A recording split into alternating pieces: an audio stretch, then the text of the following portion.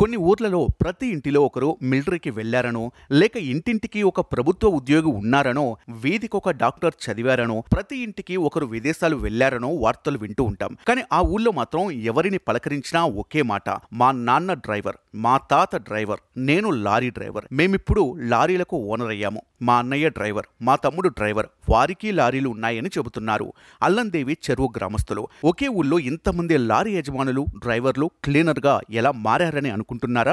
ఈ గ్రామంలో 100కు పైనే కుటుంబాలు ఈ లారీ పరిశ్రమనే నమ్ముకుని జీవిస్తున్నాయి. యాదాద్రి భువనగిరి జిల్లాలోని సంస్థాన్ నారాయణపురం మండలం అల్లందేవి చెరువు గ్రామంలో 130 కుటుంబాలు ఉండగా సుమారు 100కు పైగా కుటుంబాలు గత 45 ఏళ్లుగా లారీ పరిశ్రమపైనే ఆధారపడి జీవనం సాగిస్తున్నాయి.